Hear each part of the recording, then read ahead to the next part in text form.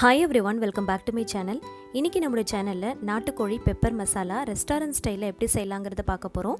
இந்த ரெசிபியோட வீடியோவை நீங்க பார்க்கிறதுக்கு முன்னாடி நம்ம சேனலை ஃபர்ஸ்ட் டைம் பார்க்கறீங்க இல்ல இன்னும் சப்ஸ்கிரைப் பண்ணாம பார்த்துட்டு இருக்கீங்கன்னா மறக்காம இப்பவே நம்ம சேனலுக்கு கீழ தெரியுற ரெட் சப்ஸ்கிரைப் பட்டனை கிளிக் பண்ணி சப்ஸ்கிரைப் பண்ணிக்கோங்க. and பக்கத்துல தெரியுற பெல் பட்டனையும் சேர்த்தே கிளிக் பண்ணிக்கோங்க. அப்பதான் நான் வீடியோஸ் போடும்போது உங்களுக்கு நோட்டிஃபிகேஷன் வரும். நீங்களும் மிஸ் பண்ணாம பார்க்கலாம். ரொம்பவே டேஸ்டியான ரெஸ்டாரன்ட் ஸ்டைல்ல செய்யக்கூடிய இந்த நாட்டுக்கோழி சிக்கன் பெப்பர் மசாலா ஃப்ரை எப்படி செய்யலாம் அப்படிங்கறத பார்க்கலாம்.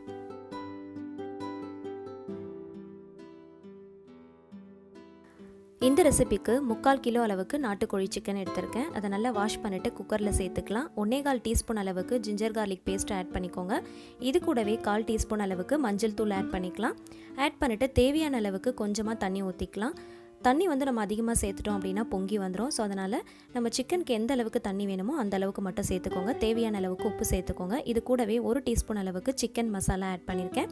இதை நல்லா மிக்ஸ் பண்ணிவிட்டு இப்போ நம்ம குக்கரில் விசில் போட போகிறோம். நாட்டுக்கோழி வாஷ் பண்ணும் போதே லைட்டாக மஞ்சள் தூள் சேர்த்து நீங்கள் வாஷ் பண்ணிட்டீங்க அப்படின்னா அதோடைய வாசனை வராமல் இருக்கும். ஸோ அதனால் மஞ்சள் தூள் லாஸ்ட்டாக சேர்த்துட்டு நீங்கள் நல்லா வாஷ் பண்ணிக்கோங்க. இது கூடவே 1 டேபிள் ஸ்பூன் அளவுக்கு நல்லெண்ணெய் சேர்த்துக்கலாம். சேர்த்துட்டு மூடி போட்டு இப்போ விசில் வச்சிடலாம். 2 விசில் மட்டும் நான் வச்சு எடுக்க போகிறேன். இதுக்கு தேவையான மசாலாவை நம்ம வறுத்து அரைச்சி எடுத்துக்கலாம். இதுக்கு 1 பீஸ் அளவுக்கு பட்டை லவங்கம் ஏலக்காய் இதை எடுத்திருக்கேன். இது கூடவே 1 டீஸ்பூன் அளவுக்கு சோம்பு, 1 டேபிள் ஸ்பூன் அளவுக்கு மிளகு சேர்த்துருக்கேன். நம்ம பெப்பர் ஃப்ரை பண்ணுறதுனால மிளகு மட்டும் கொஞ்சம் அதிகமாக சேர்த்துக்கலாம். 1 டீஸ்பூன் அளவுக்கு ஜீரகம், 2 காஷ்மீர் ரெட் சில்லி சேர்த்துருக்கேன். காஷ்மீர் ரெட் சில்லி சேர்க்கறதுனால நமக்கு நல்ல கலர் கிடைக்கும். காரம் கம்மியாக இருக்கும். பெப்பர் சேர்த்துருக்கிறதுனால காரம் கரெக்டாக இருக்கும். இப்போ இதை லைட்டாக வறுத்துட்டு ஆற வச்சு மிக்ஸி ஜாரில் பொடி பண்ணி எடுத்துக்கலாம். இப்போ 2 விசில் வந்துருச்சு. விசில் அடங்கினதுக்கு அப்புறமா ஓப்பன் பண்ணி பார்க்கலாம். இந்த மாதிரி சிக்கனை 2 விசில் வச்சுட்டு நம்ம செய்யறதுனால சீக்கிரமாக வேலையும் முடிஞ்சிடும். நல்லா சாஃப்டாக வெந்து வந்துடும். ஸோ அதனால தான் நான் 2 விசில் வச்சு எடுத்து வச்சுருக்கேன். இப்போது மண்சட்டியில் தான் நான் இந்த ரெசிபியை செய்ய போகிறேன். இதுக்கு மண்சட்டி நல்லா ஹீட் ஆனதுக்கப்புறமா 2 டேபிள் ஸ்பூன் அளவுக்கு நல்லெண்ணெய் சேர்த்துக்கலாம். நல்லெண்ணெய் செய்யும் போது இன்னும் நல்லா டேஸ்ட் அதிகமாக இருக்கும். 1 பீஸ் அளவுக்கு அன்னாசிப்பூ, 1 பீஸ் அளவுக்கு பிளாக் கரடமம் அதாவது கருப்பு ஏலக்கான்னு சொல்லுவாங்க அது சேர்த்துக்கலாம். 1 பீஸ் பேலீஃப் சேர்த்துருக்கேன். இது கூடவே 2 பெரிய வெங்காயத்தை நல்லா ஃபைனாக சாப்பரில் போட்டு நல்லா சாப் பண்ணி எடுத்திருக்கேன். நீங்கள் சாப்பர் இருந்துச்சு அப்படின்னா அதில் நீங்கள் சாப் பண்ணி எடுத்துக்கோங்க. அப்படி இல்லைன்னா மிக்ஸி ஜாரில் போட்டு பல்ஸ் மோடில் வச்சு நல்லா கிரைண்ட் பண்ணி எடுத்துக்கோங்க. இந்த ரெசிபியை பொறுத்த வரைக்கும் நல்லா ஃபைனாக சாப் பண்ணிட்டு செய்கிறப்போ அதோட டேஸ்ட் ரொம்ப டிஃப்ரெண்ட்டாக இருக்கும். இது கூட தேவையான அளவுக்கு உப்பு சேர்த்துக்கலாம். சேர்த்துட்டு நல்லா பொன்னிறம் ஆகிற வரைக்கும் வதக்கி விட்டுக்கலாம். சப்போஸ் உங்ககிட்ட அம்மி இருந்துச்சுன்னா அதில் கூட நீங்கள் ஒன்றும் பாதியமாக இந்த வெங்காயத்தை நல்லா தட்டிட்டு சேர்த்துக்கலாம். இப்போ இது கூடவே 1 டீஸ்பூன் அளவுக்கு ஜிஞ்சர் garlic பேஸ்ட் ஆட் பண்ணிவிட்டு அதனை வாசனை போகிற அளவுக்கு நல்லா வதக்கி விட்டுக்கலாம். ஆல்ரெடி நம்ம சிக்கன்லேயும் சேர்த்துருக்கோம். அதனால் 1 டீஸ்பூன் அளவுக்கு மட்டும் சேர்த்துக்கோங்க. இப்போது 2 பெரிய தக்காளியை நான் சாப்பரில் நல்லா ஃபைனாக சாப் பண்ணி வச்சுருக்கேன். அதையும் இது கூட சேர்த்துட்டு நம்ம நல்லா வதக்கி விட்டுக்கலாம். தக்காளியும் அதே மாதிரி தான். நீங்கள் பேஸ்ட் மாதிரி பண்ணிவிட்டு சேர்க்குறத விட நல்லா ஃபைனாக நல்லா சாப் பண்ணிவிட்டு சேர்த்துட்டு செஞ்சிங்க அப்படின்னா இந்த ரெசிபிக்கு ரொம்பவே டேஸ்ட் டிஃப்ரெண்ட்டாக இருக்கும். இப்போ மூடி போட்டு நல்லா மசிகிற அளவுக்கு நல்லா குக் பண்ணி எடுத்துக்கலாம். இப்போ ஒரு 2 நிமிஷம் கழித்து ஓப்பன் பண்ணி பார்க்குறேன். இப்போ பாருங்கள் தக்காளி நல்லா மசிய நல்லா குக் ஆகிருக்கு. இப்போ தேவையான அளவுக்கு மசாலா சேர்த்துக்கலாம். 1/4 டீஸ்பூன் அளவுக்கு மஞ்சள் தூள், ஒரு 1/4 டீஸ்பூன் அளவுக்கு Kashmir red chilli, 1 table spoon அளவுக்கு தனியாத்தூள் சேர்த்துருக்கேன். 1/4 டீஸ்பூன் அளவுக்கு கரம் மசாலா சேர்த்துக்கலாம். இப்போது வறுத்து அரைச்சி வச்சுருக்கிற அந்த மசாலா பொடி இது கூட சேர்த்துட்டு நம்ம நல்லா மிக்ஸ் பண்ணி விட்டுக்கலாம்.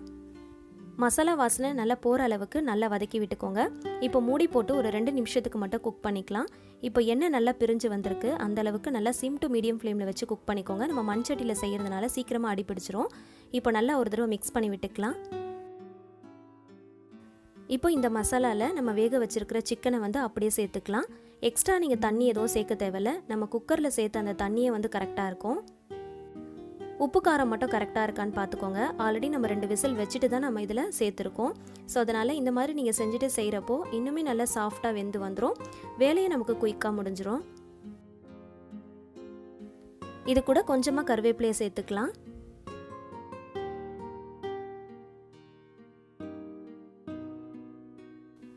இப்போது லிட் க்ளோஸ் பண்ணிவிட்டு 15 to 20 மினிட்ஸுக்கு மட்டும் சிம் டு மீடியம் ஃப்ளேமில் வச்சு நல்லா குக் பண்ணிக்கலாம். இப்போ வாட்டர் ஃபுல்லாக நல்லா ட்ரை ஆகிடுச்சு. இப்போது ஸ்டவ் ஆஃப் பண்ணிடலாம். நம்ம ஸ்டவ் ஆஃப் பண்ணதுக்கப்புறம் கூட அந்த பபிள்ஸ் வந்துட்டு தான் இருக்கும். ஏன்னா நம்ம மண்சட்டியில் செஞ்சுருக்கிறதுனால லைட்டாக இதை ஒரு மிக்ஸ் பண்ணிடலாம்.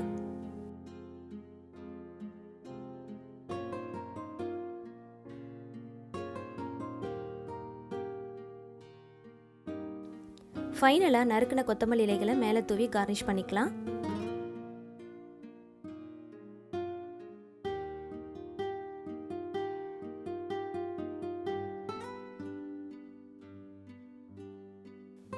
ரெஸ்டாரண்ட் ஸ்டைலில் நாட்டுக்கோழி சிக்கன் பெப்பர் மசாலா ஃப்ரை ரொம்பவே சூப்பராக ரெடி ஆயிடுச்சு. இந்த ரெசிபியை கண்டிப்பாக நீங்களும் ட்ரை பண்ணி பாருங்கள். இந்த ரெசிபியோட வீடியோ உங்களுக்கு பிடிச்சிருந்துச்சுன்னா மறக்காமல் லைக் பண்ணுங்கள், உங்களோட ஃபேமிலி அண்ட் ஃப்ரெண்ட்ஸ் கூட ஷேர் பண்ணுங்கள். லைக் பண்ணுறதோட மட்டும் இல்லாமல் நீங்களும் கண்டிப்பாக ட்ரை பண்ணி பார்த்துட்டு எப்படி வந்துச்சுன்றதை உங்களோட ஃபீட்பேக்கை கமெண்ட் செக்ஷனில் மற்றவங்க கிட்ட ஷேர் பண்ணிக்கோங்க. ஆல்ரெடி இதே மாதிரி நிறைய நான்வெஜ் ரெசிபிஸ் நம்மளோட சேனலில் அப்லோட் பண்ணியிருக்கோம். தேவைப்படுறவங்க கண்டிப்பாக போய் செக் பண்ணி பாருங்கள். நம்மளோட சேனலை இன்னும் நீங்கள் சப்ஸ்கிரைப் பண்ணலைன்னா மறக்காமல் இப்போவே சப்ஸ்கிரைப் பண்ணிக்கோங்க. Thank you so much. கீப் வாட்சிங். Stay home, stay safe.